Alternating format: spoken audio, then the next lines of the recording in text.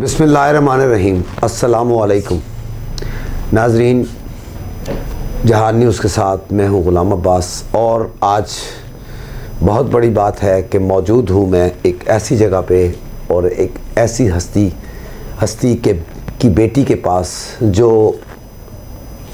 अगर मैं ये कहूँ तो अल्फाज कम पड़ जाएंगे। एक नाम था, एक मुकाम था उनका।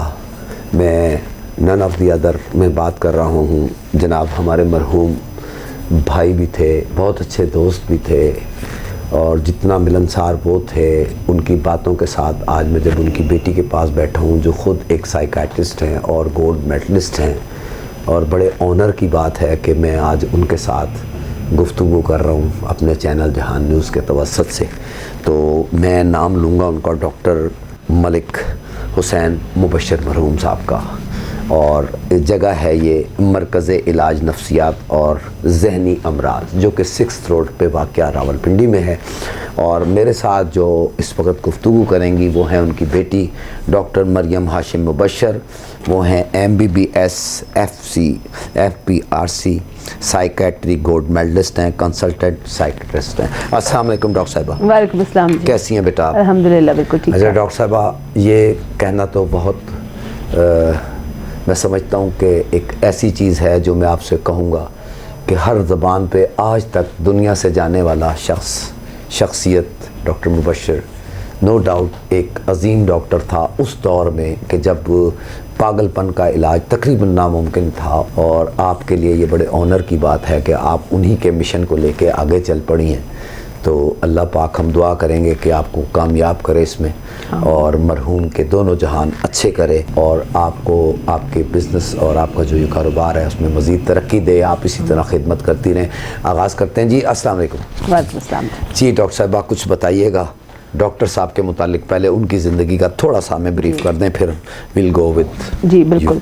तो अब्बू तो प्रोफेसर मलिक हुसैन मुबशर कोई स्ट्रेंज या डिफरेंट या न्यू नेम नहीं है, क्योंकि जो उन्होंने पॉपुलैरिटी नेशनल और इंटरनेशनल लेवल पर पूरी दुनिया में उनको जाना जाता है और मेंटल हेल्थ के पायनियर कंट्री में ही, आई डोंट नो आपको ये पता है कि नहीं कि अब्बू का जो जर्नी मेंटल हेल्थ का है वो that started at the age of 6 years, जब वो हैदराबाद के एक उस वक्त पागल खाना होता था इद्दू बंदर, वहाँ पे गए थे। और वहाँ उन्होंने जब देखा कि जो मेंटली अनवेल लोग हैं उनको बिल्कुल नेकेड न्यूड कपड़ों के बगैर जैसे जानवर होते हैं वैसे रखा जा रहा था। और वो अपनी नानी अम्मा के साथ गए हुए थे और वहाँ टिकट थी बाहर 2 आने की छोटों की और 4 आने की बड़े की। तो जब उन्होंने वो जाके देखा तो रास्ते में कोई ख़राब डिफेक्टेड फ्रूट भी ख़रीद लिया और इस तरह जिस तरह जेल में फेंकते हैं जानवरों को उस तरह ज़ू की तरह वो फेंका। तो वापस जब वो आए तो उनको तेज़ बुखार हो गया और उन्होंने सोचा कि जी मैंने तो इन लोगों के लिए कुछ करना है। And that's how he decided कि मैंने साइकाइट्री में जाना है। और वो फिर लायक तो शुरू से थे, he was a brilliant man, he was a legend. तो उन्होंने फिर eventually he decided to go to England. वहाँ पे he trained under sir David Stafford Clarke at saint Thomas Guy's hospital. और उधर पहले मेरे दादा ने शर्त रखी हुई थी कि भाई तुमने पागलों का डॉक्टर नहीं बनना, तो पहले उन्होंने मेडिसिन में MRCP किया और उसके बाद वो साइकाइट्री में गए। और फिर जो जितने भी माहिर नफ्सियात यहाँ पे मौजूद हैं पाकिस्तान में भी और इंटरनेशनली भी जो पाकिस्तान से गए, they have all been trained by my father. उन्होंने इंस्टीट्यूट ऑफ साइकाइट्री बनाया बेनज़ीर भुट्टो हॉस्पिटल में जो WHO कोलैबोरेटिंग सेंटर रहा है।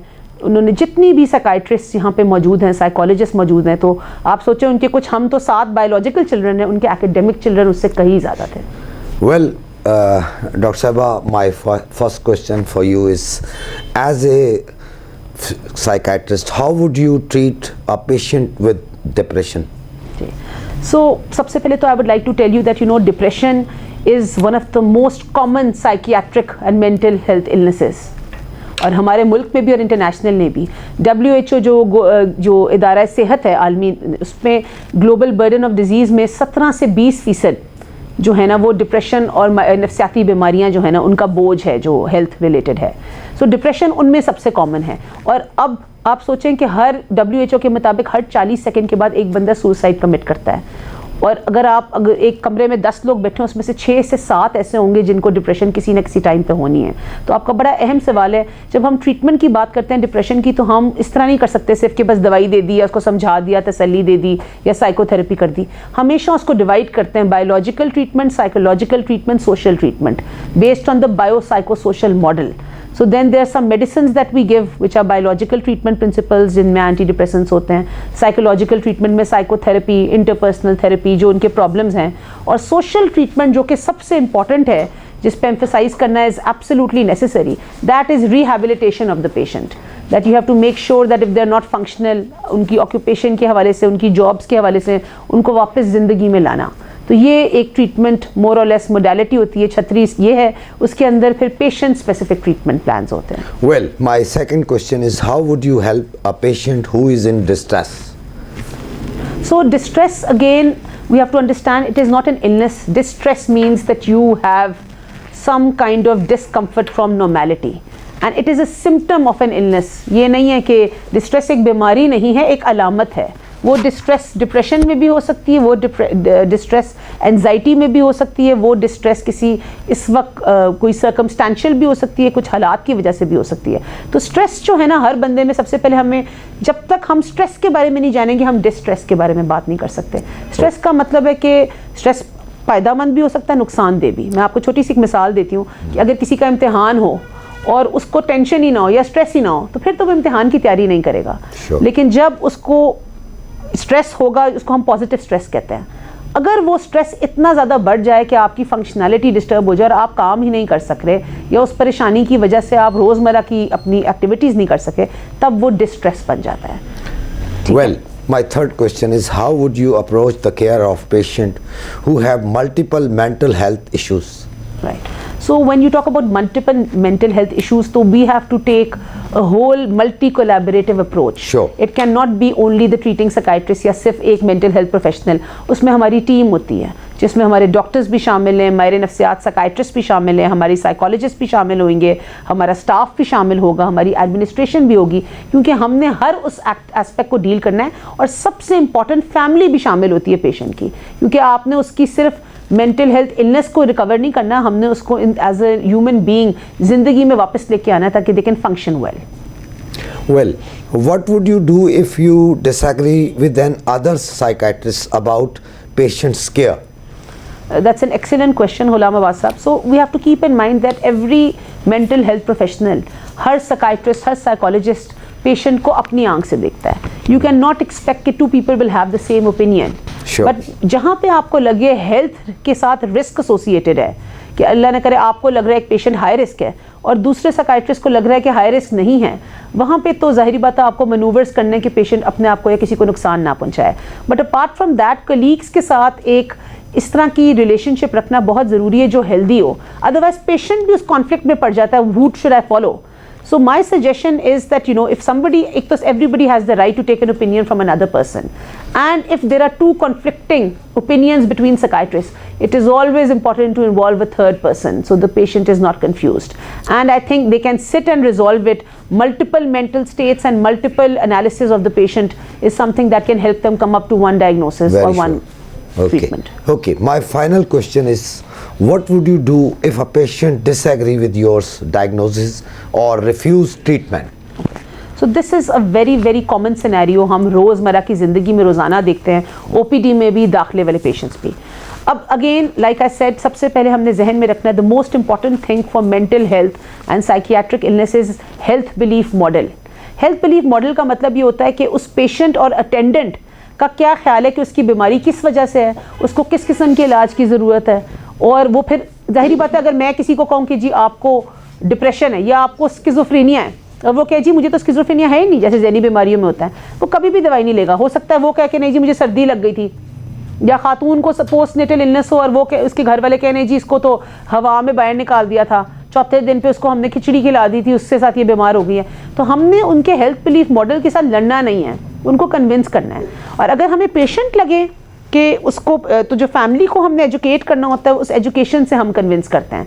और अगर हमें लगे कि पेशेंट है जो मान नहीं रहा, majority of the cases 80-90% patients agree नहीं करते हैं, उनमें हमने फैमिली या नेक्स्ट ऑफ किन जो बंदा होता है रिस्पॉन्सिबल उसको करना होता है। And lots of patients specially with mania, with साइकोसिस, सब्सटेंस अब्यूज़, उनको उनकी मर्ज़ी के बगैर दाखिल करना पड़ता है क्योंकि उनकी जो रिस्क बिहेवियर है कि वो अपने आप को और किसी और को नुकसान पहुंचा सकते हैं। अच्छा, जिसके अंदर, सॉरी मैं आपको रोक रही हूँ, जिस पेशेंट में हमें लगे ना कि डिसीजन की कैपेबिलिटी है या डिसीजन असेसमेंट की कैपेसिटी है, जैसे डिप्रेशन, उनकी तो मर्जी है कि हमने दवाई लेनी है या नहीं लेनी, उसको हम एथिकल प्रिंसिपल ऑफ ऑटोनॉमी कहते हैं। पर जहाँ हमें लगे रिस्क बिहेवियर है या ख़तरनाक बिहेवियर है जो उनको अपने आप को नुकसान पहुँचा सके, इसका मतलब होता है पेशेंट में इस वक्त कैपेसिटी नहीं है और उसकी जो फैमिली है उसको इन्वॉल्व किया जाता है। नाज़रीन, मैं आपको यहाँ एक ये भी बताता चलूँ कि जो शख्सियत इस दुनिया को छोड़ के चला गया और जिसके मिशन को लेके, साइकाइट्री की बात कर रहा हूँ मैं, जो लेके चली है उनकी बेटी डॉक्टर मरियम हाशिम मुबशर, कितने प्राउड की बात है कि वो माशाल्लाह इस साइकाइट्री में गोल्ड मेडलिस्ट है। और 1 गोल्ड मेडलिस्ट नहीं है, वो अभी ख़ुद बताएंगी, वो 2 दफ़ा गोल्ड मेडलिस्ट हैं। जी मरियम, आप ज़रा प्लीज़ बताइएगा। थैंक यू सो मच जी। मैं हम्बल्ड दैट आपने इतना ज़बरदस्त इंट्रोडक्शन कराया, और मैं जब अपने वालिद की अचीवमेंट्स देखती हूँ तो उसके आगे तो मैं कुछ भी नहीं हूँ, लेकिन आई एम वेरी प्राउड कि अल्लाह ताला ने, हम 7 बहन भाई हैं, उसमें से हम 6 जो हैं वो नफ्सियात में हैं और एक जो मेरी बहन है वो बहुत ही लायक और बड़ी वेल नोन एजुकेशनिस्ट हैं, और उनका ताल्लुक, उन्होंने भी मेंटल हेल्थ के लिए बहुत काम किया है, और I think social health of kids उस पर भी बहुत काम करती हैं। और ये मेरे लिए बड़ी प्राइड की बात है कि ये जो मेरे वालिद की लेगेसी है, मैं यहाँ होती हूँ अस्पताल में, मेरी बहन डॉक्टर आमना शकील होती हैं, आमना शकील मुबशर, वो भी मेरे साथ काम करती हैं, but I think just the fact that I am leading the legacy, और मैं अपने वालिद का जो एक खिदमत खल्क का जो जज्बा है उसको बरकरार रख रही हूँ, और ये मेरे लिए बहुत बड़ी ऑनर की बात है। जहाँ तक आप गोल्ड मेडल का पूछ रहे थे कि मैं फाउंडेशन यूनिवर्सिटी मेडिकल कॉलेज की फ़र्स्ट ग्रेजुएट हूँ। Back in 2006 I graduated and अल्हम्दुलिल्लाह I am the recipient of 3 gold medals and 1 silver medal during medical college, and I had 12 certificates of distinction and performance, and अल्हम्दुलिल्लाह उसमें तो मेरा था जो बहुत ही अच्छा रुझान रहा, साइकाइट्री की तरफ इंटरेस्ट था। बहुत खुशकिस्मती से प्रोफेसर फरीद मिनहास साहब के साथ मैंने ट्रेनिंग की इंस्टीट्यूट ऑफ साइकाइट्री में। वहाँ पे मैंने FCPS की 4 साल की जब ट्रेनिंग की तो एक college of physicians and surgeons जो कराता है पाकिस्तान का FCPS और MCPS की डिग्रीज़, उन्होंने उसमें एक रद्द-ए-अमल रखा हुआ था कि जो तीनों पोस्ट ग्रेजुएट एग्ज़ाम्स हैं, जो उसको पहली अटैम्प्ट में क्लियर करता है, जिसके कम से कम 75% मार्क्स होते हैं, जो बड़ा रेयर होता है पोस्ट ग्रेजुएशन में, उनको गोल्ड मेडल उस सब्जेक्ट का दिया जाता है। खुशकिस्मती से जो मुझे गोल्ड मेडल दिया गया साइकाइट्री में FCPS में 2015 में, वो उसका नाम मेरे वालिद के नाम के पीछे है, Mubashar Hussain gold medal. So I am a recipient of Mubashar Hussain gold medal back in 2015 अल्हम्दुलिल्लाह। वेल, मैं डॉक्टर मरियम साहबा से ये भी पूछना चाहूँगा कि जो अब हमारी नई पौध है जो इसी साइकाइट्री को लेकर चल रही है, उनके लिए आप क्या मैसेज देंगे हमारे चैनल जहान न्यूज़ के तवस्सुत से? जी अच्छा, सबसे जो इम्पोर्टेंट चीज़ है जो हमारी फील्ड है ना, एक तो मुझे इतनी खुशी होती है, मेरे वालिद हमेशा लोगों को कोशिश करते थे कि जो उनके पास स्टूडेंट्स आते थे, ट्रेनीज आते थे, उनको इसकी तरफ रुझान करें कि कितनी सख्त ज़रूरत है और कितनी डर्थ है हमारे पास मेंटल हेल्थ प्रोफेशनल्स की। कितने 100 मरीज़ों के लिए, कितने हज़ार मरीज़ों के लिए एक माहिर नफ्सियात मौजूद है। तो हर चीज़ माहिर नफ्सियात नहीं कर सकता, उसका एक रिपल इफेक्ट होता है कि पूरी टीम ने शामिल होना होता है। तो सबसे पहली इंपॉर्टेंट चीज़ तो ये है कि यूथ को ये समझना है कि जो प्रिंसिपल ऑफ एम्पैथी है, एम्पैथी का मतलब ये है कि आप अपने आप को पेशेंट की जगह पर रख के देखें कि अगर मेरा घर वाले होता या मेरी वालदा की ट्रीटमेंट होती या मेरा भाई इस जगह होता तो मैं कैसा महसूस करता। अगर इसके तहत आप मेंटल हेल्थ ट्रीटमेंट करेंगे, जो यूथ और जो नए लोग साइकाइट्री की तरफ आ रहे हैं, साइकोलॉजिस्ट जो आ रहे हैं, जो इसकी तरफ आ रहे हैं, तो I think there is no greater message than that of empathy. Well, doctor Mariam Mubashar साहबा, बहुत शुक्रिया आपका जहान न्यूज़ से बात करने का और हमें मौका दिया, आपने यहाँ आए। इसी के साथ इन नेक ख्वाहिशात और नेक तमन्नाओं के साथ दुआ गो हूँ मैं रब्बे करीम के आगे कि सारे बनाए हुए दिन उसी के हैं, सारी रातें उसी की हैं।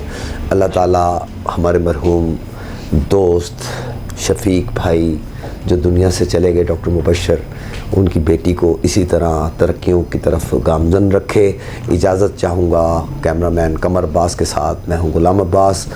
अपना बहुत सारा ख्याल रखिएगा। और जाते जाते ये ज़रूर कहूँगा कि जिन्होंने अभी तक हमारा चैनल सब्सक्राइब नहीं किया, इसे सब्सक्राइब करें, लाइक करें, शेयर करें और ज़्यादा से ज़्यादा कमेंट्स दिया करें, हमारी भी हौसला अफजाई होगी। इजाज़त दीजिएगा। गुलाम अब्बास, खुदा हाफ़िज़। अल्लाह हाफ़िज़।